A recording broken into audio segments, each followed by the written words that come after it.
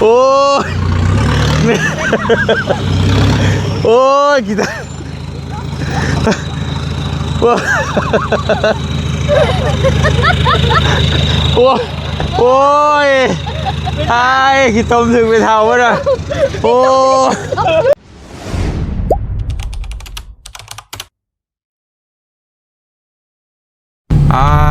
ตัวพี่น้องเลยเนาะอุ้ยพดพูกงูเต็งอย่างเด่น นอนขายก็ไม่อยู่นะ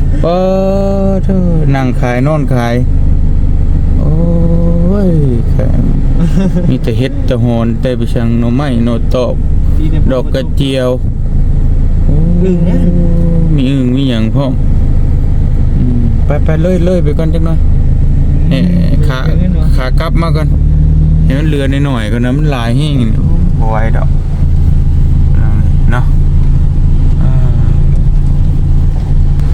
ไปพี่น้องเลยพอดีมื้อนี้บ่เตียงสิไปหาน้องน้อยพี่น้องเลยพอดีพระอาจารย์ทั้งฝั่งไทยเพิ่นฝากเงินมาซอยเฮ็ดเฮือนให้น้องน้อยพี่น้องเนาะแต่บ่ฮู้ว่าเพิ่นสิอยู่หน้าหรือบ่พี่น้องเอ้ยได้บ่ได้ประมาณที่เช้าเนาะเช้าอยู่เต้อย่านะขี้คันชุกนะโอ้อย่าประมาณที่เช้าเอาอย่าโอ้ยเห็นแล้วไงเนาะเมื่อไงในแห้งยังบ่มีเสียงก็บ่มีเลยเสียอยู่รถอยู่ว่ามากับน้องนิ้วมื้อนี้พี่น้องเอ้ยพอดีรถบ่เตียงเอาไปซ่อมอยู่ศูนย์เลยมานำน้องนิ้วเนาะจ้ะได้บ่ได้ปะนั่นแล้วก็จังว่าได้นะได้อยู่แล้วใส่ไม่ยังยาก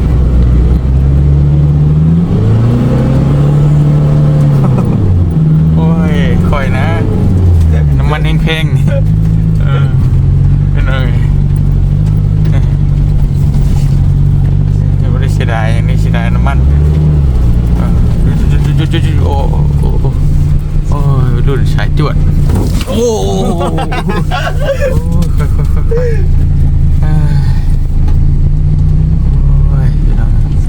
ไปหาคนไหนคนหน้าทั้งนี้แหละ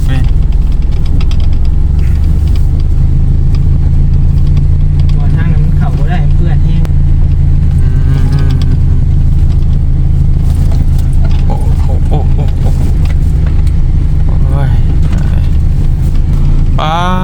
เมนบ่คือคุ้นๆแท้อู้ดไปเรื่องชุบมันกันกระเป๋าพวกโอ้บ่เห็นไปจอดบางคมนี่ก็ได้คล้ายๆคิดชื่อทรงซีเมนต์น้องน้อยแท้คือว่าปอกอยู่ตินะเฮ็ดปุกลุกอยู่โอ้ยแม่นเด้ โอ้จือดีเนาะจือแท้พี่น้องมานำน้องนิวเนาะสบายดีแล้วน้องเด้อคือเป็นอะไรคือจ่อยแห้งแต่บัดจ่อยวะก็คุณดีมั้ยเว้าพี่น้องเนาะดีแล้วสำดีแล้วพอแล้วสำนิ้วดีเนาะ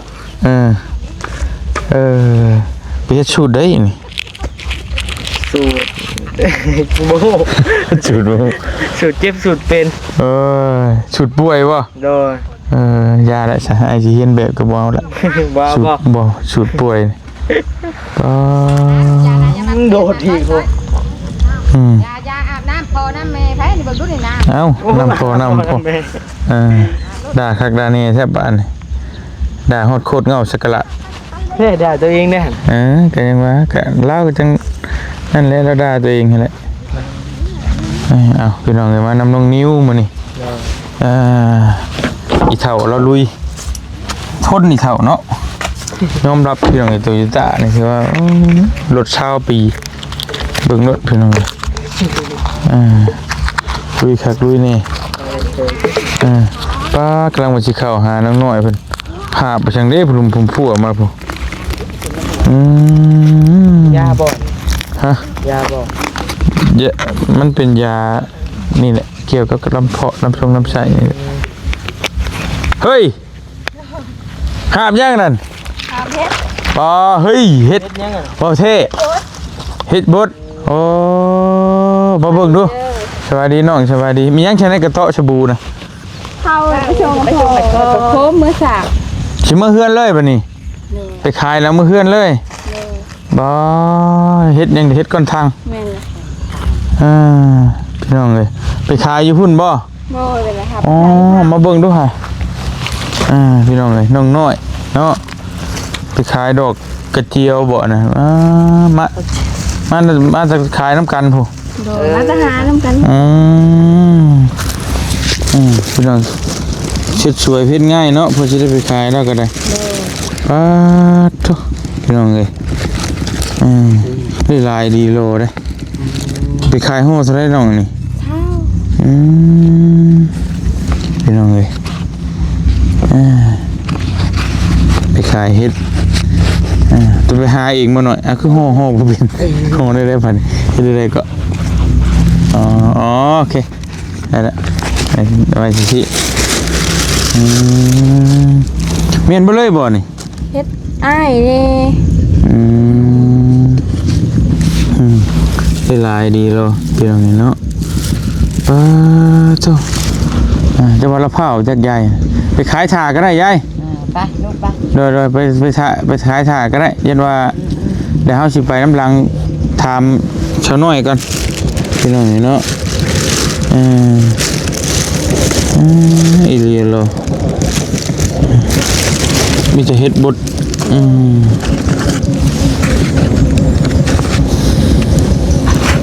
ธรรมชาติบ่พี่น้องเฮ็ดบดบ่ฮู้ว่าทางไทยเพิ่นเอิ้นว่าเฮ็ดหยังอันนี้ก็เติบหนึงอยู่ได้อาสิว่าอะไรก็ได้ไปหาน้ำกันแม่อยู่เที่ยงหนูอ่ะ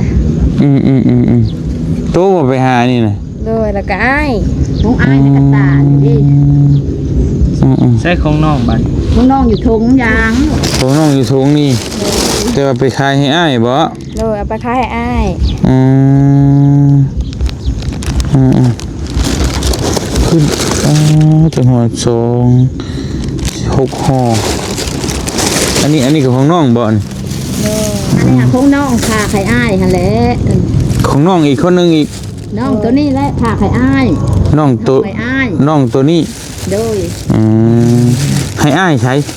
ให้ลูกหั่นแหละ ให้เฮานี่ โดย เอาสิเอามาฝากเฮานี่ ของน้องน้อยสิพากลูก ผักเจ้ากับบ่ผักเนาะผักอ้าย อ้าย งงเลย โรงงานหันน้องว่าสิให้ดาวนิ้วห่อจน เอาอันนี้ให้บ่าวนิ้ว เลย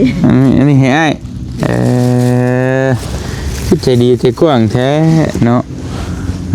พี่น้องเอ้ยกำลังหาบมาขาย โดย โอ้ได้แต่เฮ็ดนี่บ่ได้ดอกกระเจียวคือเขาบ่ บ่หาแต่เฮ็ดมื้อนี้ไปหาดอกกระเจียว หากังเว้นนี่บ่น้อย แม่นกังเว้นนี่นะหาเว้น ไปหาแล้วก็มาเลยบ่นี่ โดยหาตอนเช้า จักโมงเลย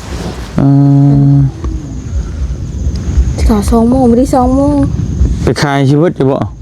ก็บ่ฮู้คือกัน ไปเบิ่งอยู่ดอกเรียนสำราญอยู่ดิ อ๋อ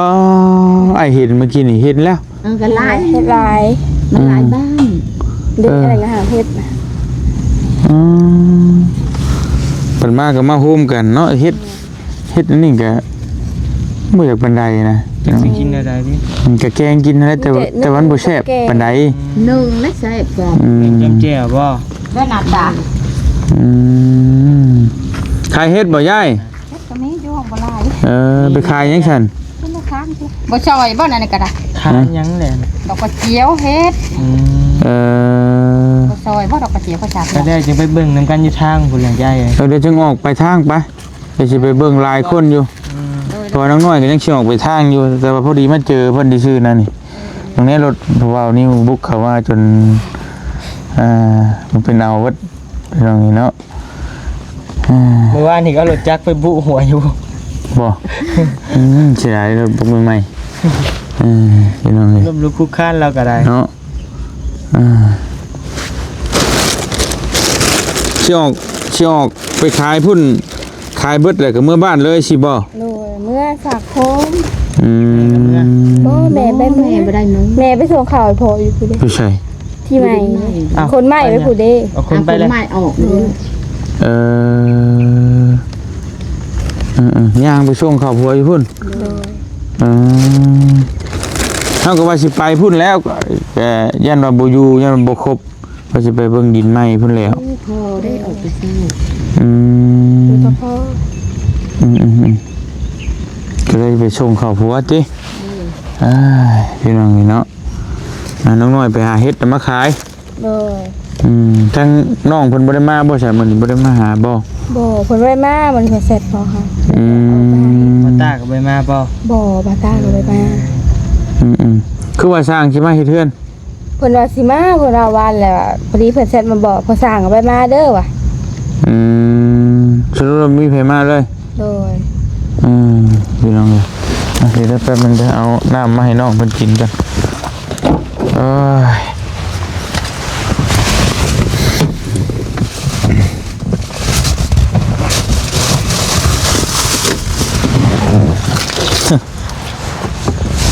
เอาสติง ใจเด้อ โดยเอาไหมอ่ะโอ้โดย ขอบมากับใจละล่ะ โดยได้ยังไปฝากครัว ดียังไง ข้าวกับ ปลายัง ปู ปลาบู ปลาบู มีปลาบูน้องไง 2 โตว เข้าไปยังเคียดชองห่อใช่ เขาเอื้อยจ้ะจ้ะ เข้าเอ้ยเข้าพ่อแบ่งกันโอ้ เพิ่นมาแต่นะเพิ่นกินบ่หมดแล้วเพิ่นให้แม่ถือ ใส่กระต่ายสบู่ไปเนาะพี่น้องเลย มีแต่เฮาก็สิออกไปพุ่นแล้วเนาะพี่น้องเลยสิไปลงพุ่นแล้วก็สิไปเบิ่งดินดอนที่ใหม่แล้วหั่นแหละก็มื้อนี้ก็มีทางผู้ใหญ่พระอาจารย์เพิ่นฝากเงินมาเติมเฮ็ดเฮือนนั่นแหละเมื่อวานนี่ถามทางน้องประชัยเพิ่นก็ว่าค่าสร้างได้เท่าไหร่ก็ว่า3 ล้านบ่ประมาณ3 ล้าน8เนาะเขาง่ายเขาเลยบ่ยังบ่ ของวนิวบ่ บ่นิวพันนึง ของวนิว1,000 เด้อ ก็สิประมาณ4 ล้านปลาย4 ล้านปลายแล้วก็เอ้าน้ำเบาเตียงเพิ่นฝากมา 2,500ก็สิประมาณได้อยู่2 ล้านฮอดบ่วะบ่ฮอดเลยเนาะ 2,500ล้านปลายอ่ะ ล้าน7นี้ ประมาณได้5 ล้านปลายแล้วพี่น้อง5 ล้านปลายก็เกือบหมื่นแล้วเพิ่นว่าอยากได้15,000เนาะ โดย เพื่อสิได้เฮือนเนาะรถล่างตัวก็ยังบ่ได้อยู่บ่เนาะ ยังอะไร ก็บาปเนาะไปขายหั่นขายนี่อยากได้รถจักรยังบ่ได้อยู่พี่น้องโอ้ยอ้ายก็บ่ถือเลขในสิซื้อมาให้ซะก็บาปน้องเพิ่นได้ย่างรถไปรถมาอยู่แล้วย่างไปย่างมาอยู่นี่แหละ ช่วงนี้คนทางเปื่อนซับ ย่างลัดไปนี่เนาะนี่ผู้จังหวัดนาพุ่นแล้วก็ไปขายนี้น้องนิ้วเจอเพิ่นก็นี่ไปสร้างเช่นนี้บ่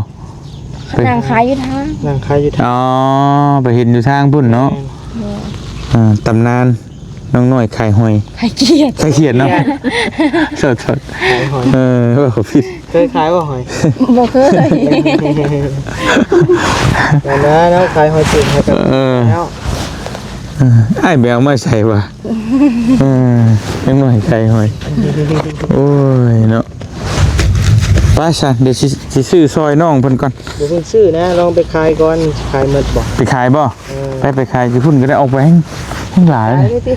สิซื้อไปผู้เดียวก็บ่เป็นนี่ซื้อรถซั่น ออกไปพุ่นสิเซลแล้วนี่เว้ยตายเลยแท้อ้ายบ่มีเงินซื้อซอยเพิ่นละพี่น้องนี่เนาะ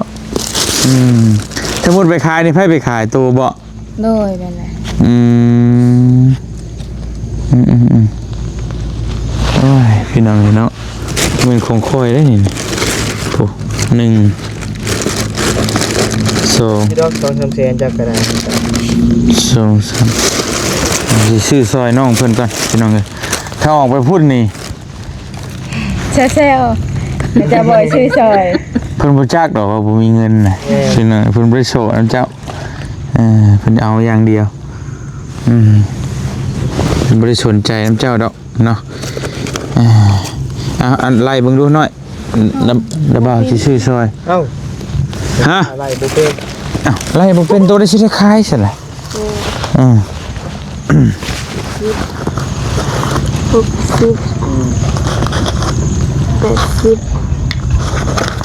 เซนหนึ่งเซนเช้า เช้าอันนี้เด้จะไล่เบิ่งเฮ็ดบดอยู่ฝั่งไทยเพิ่นเอิ้นว่าเฮ็ดหยังคิดขอนแปลให้ เห็น เรีย อบ อก ร้อ เลย ยขอนมัน แปลให้เรียบร้อย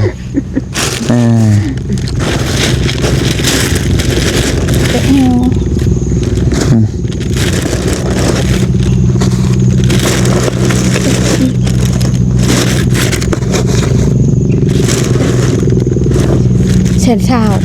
เซนเช้าอันนั้นก็เซนเช้า เท่าไหร่บัด อันนี้ก็เซนเช้า 240,000 โอ้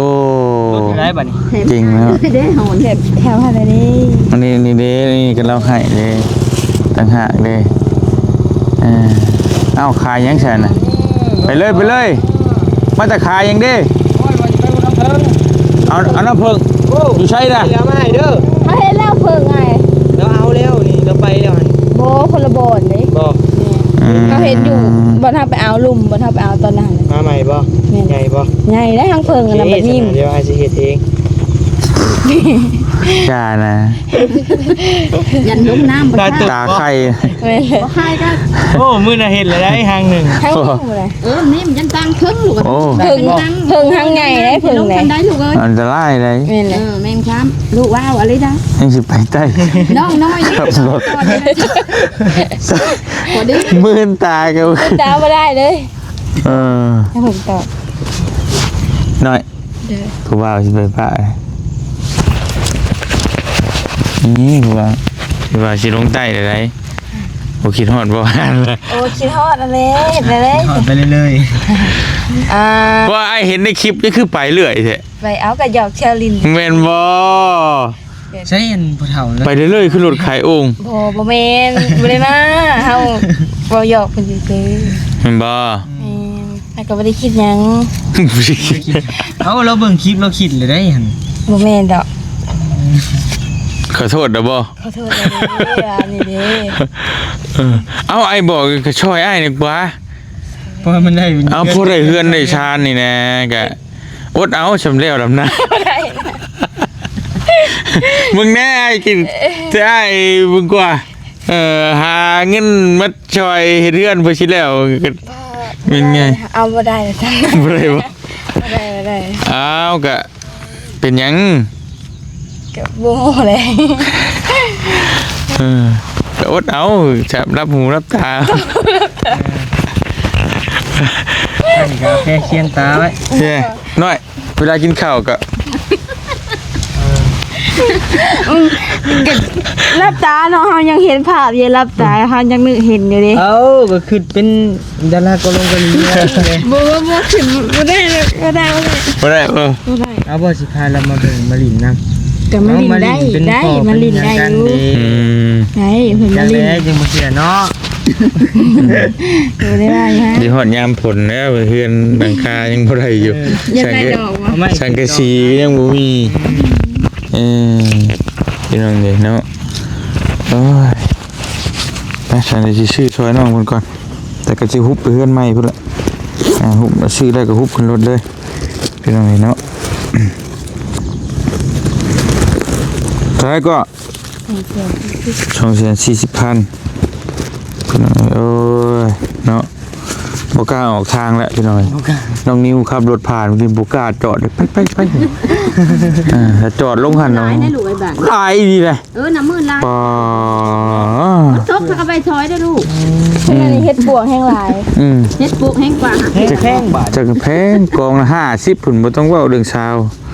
บ่สามก็มีลูก นี่บ่ เฮ็ดตัดออกกับมิดหางแพงตอนโดนๆไปแล้ว แพ ก็ งมือนึงสองมือไปแล้วก็นี่รุด อืม ซื้อมือซื้อกินโล300,000 เป็นหยัง ตลาดแต่ว่าไอ้ไปถามมือใดว่ามือซื่นน่ะโลละแสนปลายแล้วลงเลยแสนสี่น่ะ เนาะมือคนตกมือแรกเลยไปซื้อกิน ตัวกระจายห้อนโพด เอาอยาก อดเอากันนอนกินน้ำลายจัก2มื้อ ทั้งบ่ตาไทยโอ้โหมาอ้างอยู่พู้ไปหาอยู่อันบ้านเลียนไส้พู้ เป็นญาติบัด โอเคฉันอ่ะเอาล่ะไอ้ชื่อซอยไป เจ้าหอนึงเด้อ ฮะ ฮะ อะไรนึง นี่ดิ อันนี้หอนึง ของน้องนิวโอ้ก็เมื่อแบ่งกันนี่แหละบักนี่บักดีลายนึงกินเมื่อแกงกินบ่เบิดแล้วนี่กะ เดี๋ยวไปยังเงินน่ะบัด ไปชื่อหยังโคไม่ชื่อหยัง คือว่ามีใหญ่ก็ซื้อ เอ้ยว่าโคไม่ชื่อรถอีกแม่นบ่ บ่ฮอดตึกเสือ บ่ฮอดจักเทื่อ นี่แหละมีแต่ไปซื้อก่อน กระบะกระเบาะพี่น้องเอ้ยไปมีจะไปที่ใหม่พุ่นละเนาะเดี๋ยวบ่เตียงก็สิไปมอบเงินให้น้องเพิ่นอยู่หม่องที่ใหม่พุ่นละไปเบิ่งไม้เบิ่งโต๊ะพี่น้องเอ้ยเนาะไป ไอ้ทางกระบะนี่ ให้เมาเลยเด้อจะไปขายต่อไว้ได้ตัว ต่อแล้วนี่ ไว้ได้อีกช่างให้ผู้เฒ่ามาบุกขึ้นเด้อไปลองเลยเจ้า มีนับซ้ำรถกันเนาะ เป็นยังดอกรถผู้บ่าวอยู่สูงไปมาจับอันนี้น้องขับรถขึ้นได้บ่เปิดพาท้ายให้แล้วนะเห็นว่าก็โอ้ยเนาะไปยังไงนั่งบ่ได้แล้วพี่น้องเครื่องเท่ไปเลยได้หรอต้องได้แง่ก่อนได้จังได้ ใช่ระบบเงี้ยบ่ แม่นออกพงเจ้า ไปบุตรีแล้วพี่น้องเห็นเนาะไป ออกได้บ่ได้ทางเนาะทาง โบเนี่ย ไปพี่น้องก็ต้องละลาย เพื่อนนะ คอยเด้อคอยมันขี้ค้าสิ แม่น ใครยุตีนบอลลูนปะเนี่ย ยังพอได้อยู่ ทอดไปดักจริงโอ้ย เขาไปย่ำเหมือนคลิปเก่า8 เดือนดีแล้วโอ้ยเอาอ่ะเอาเป็นยุ่ง ลุยเฮ้ย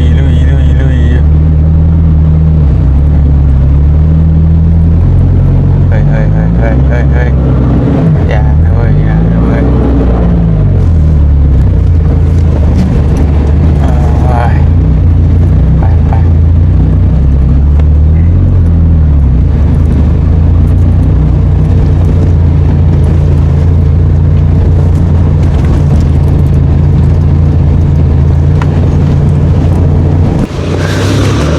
พี่น้องเนาะ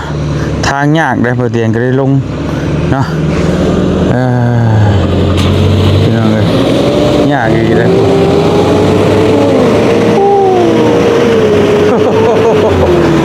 โอ้ยโอ้ยโอ้ยกีตาร์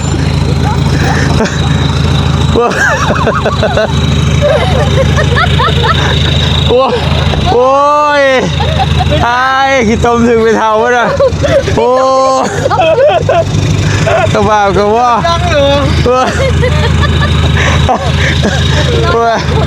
โอ้ยพี่น้องเลยพอเตียงยังมีฮอดเสียงบาดนี้โอ้เมื่อยเลย ที่นี่โบลิงก็ไปบ่ได้นี่ แม่นพี่น้องเขาต้องใช้ความไวเลยแต่ประชาชนมันสีค้าบุคือขับซีแล้วเอาใช้นี่ดัดเนาะเด้ เอาเดี๋ยวจะไปอาบน้ำมาเด้อโอ้ยพี่น้องเลยไปดีแต่น้องไปใส่คิ้วมันมานะแต่ผมมีคิ้วให้ฉาดลายนะไปพี่น้องเลยโอ้ยกระบาบเขายากแน่แล้วพี่น้องเอ้าวันเอาเดี๋ยวยังออก4 คูณ 4พี่น้องเลย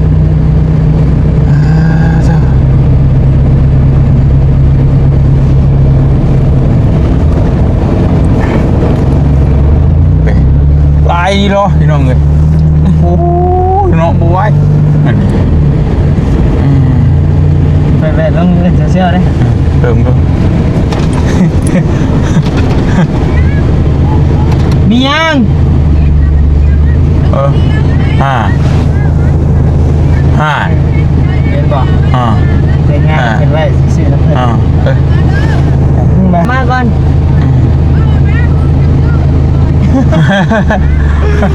อย่า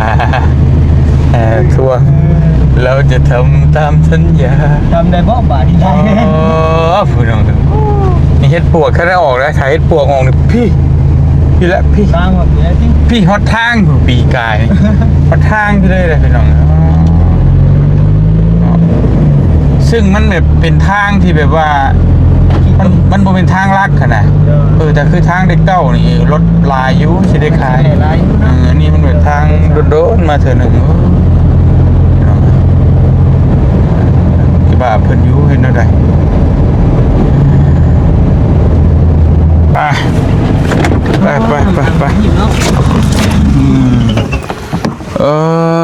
พี่น้องเลย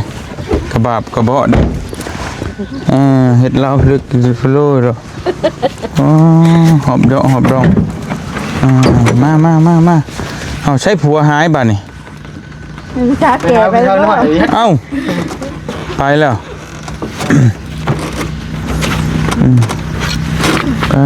ไปสร้างใดแล้วพี่น้องในบ้านนี่หายจ้อยผู้สาวก็ได้เอ้าสร้างว่าใช่ไปน้ำผู้สาวอยู่โผล่กันรอๆกันน่ะ โอ้รอโอ้ยกระบะนี่บ่อใหม่ฮะเอาตัวเอามาแบบชีดมันต้องนอนได้นอนเผาติหน่อยไผสิมานอนเผาตกเนี่ยอีกแล้ว อ๋อ เต็มที่โผล่เลย บ่อื่นบ่จะแก่มา มือสิเฮ็ดสิแก่มากก็บ่ มาเห็ด เขาเอาโผล่สั่งนะมาเหมือน เขาก็ใช้บ่แก่มาเมียนเด้อตอนเช้าเด้อจังมาเฮ็ด บ่มาจ้อย กับดินอยู่นี่ก็ไหลลงไปกุลาเลยเนาะ แล้วมันดู นี่ขันได้บ่ หานั่นน้อยหาหัวชิไข่มาปลูกเอายังมาหัวชิไข่หัวคามาปลูก พอสิไข่นี่พอได้อยู่ปุ๊ มันก็ แม่อยากปลูกห้องกล้วย ก็ฮ้อนยามหน้าล่ะเขาบ่ปล่อยติงัวควายก็ได้ มันคันบ่มีก็หาไม้น้อยๆมาซักอ้อมไว้เอา สบายดีพ่อตู้โดยหิวเข่าวบ่ไผสินอนเฝ้าไหมนี่ฮะตายนอนได้นี่ ผู้ชายด้วยใช่ สั่งไปมา สร้างบ่ได้มาจ้อยพี่น้องเอ้ย ไปทักไข่ กับบ่อยู่มาอีก เอามุมยังน่ะ คือสองอย่าง ยังเกี่ยวพริกด้วยสิได้นะ โอ้เด้นี่ข้าว อันเด้ในเท่าเอาข้าวมาให้กินเลยเด้ จ้ะ กระบะกระเบาะพี่น้องเอ้ย มันกับบ่ลูกได้ไทยนอน โอ้ยังเลยโต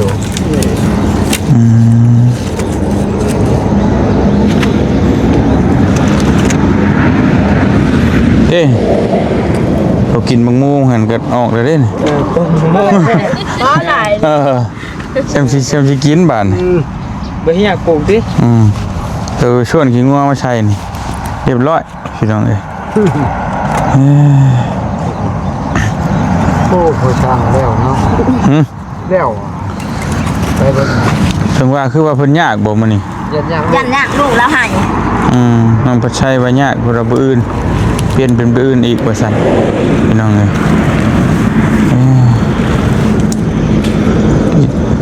ว่าจะได้เพิ่นยากก็ยากแล้วเนาะเอาหากินข้าวกินน้ำเมียห่อข้าวมาให้กินพี่น้องเอ้ย น้ำในได้บ่ได้มาบ่อนเด้เนาะอ๋อตุกเป็นไงนี่ คันฝนตกนี่จะสินอนหรือไปพอนอนนี่นะ ฮะ นอนนี่นะ นอนคือควายพอ ว่าหรอกว่าอะไร โย่ เอาผ้ายางแล้วมามุงไว้ เนื้อปลุกปูนฉี่ปลุกขอบ เอาพยายามแล้วตกปูนนี่ก็บ่ เอ่อ เล่นยังพระแตง อืม ถ้วยใบอ่างบ่ถ้วยในเถียงค่ะ นี่ เอาถ้วยทาเองนี่แหละ เป็นเล็กตาดี ไม่ได้จะเอามา หรือเอามาทำใบก็ถ้วย อืมแต่กระบาบกระบอกเนาะพี่น้องเลย ใบอ่างหมดเลยนะ หึ เอาโชคหากับใบอ่างนั่นหา เฮ็ดหาให้เรากินเราได้กินได้ก็แล้วแหละเฮ็ดได้ไร เป็นปลาปูมันเป็นไงเลย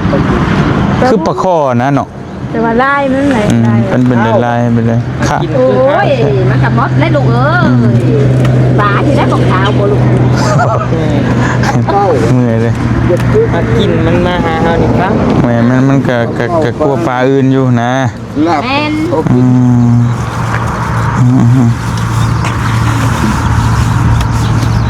จุกปูนจุกหู แต่กี้กับแม่ก็บ่เคยเห็นดอกปลาบูแม่หากะบูจัก2 ปีมานี่ได้ โอเคให้กินรถแล้วกินน้ำมาพี่บอกได้เขากินเลยเรียบร้อยเลยบ่ยากดอก เอาไว้เป็นผู้คนเขากันเล่น เดี๋ยวบ่เตียงสิเอาเงินพี่น้องเอ้ยสมทบให้น้องเพิ่นก่อนเนาะเงินทางพระอาจารย์เพิ่นอยู่ทางฝั่งไทยเพิ่นฝากมาให้พี่น้องเนาะฝากมาช่วยเฮ็ดเฮือนนี่แหละ 1,500 บาทเนาะ500 บาทนี่ก็บ่เตียงสิเอาเงินกีบให้ดอก 2,500 บาท 2,500 บาทเบอร์เลยบ่เตียงก็ได้โอ้ย น้ ไผสิบ่ทิ่มเฮ้ยเข้ามาลูกมากินก่อน กินแม่กินรถหืม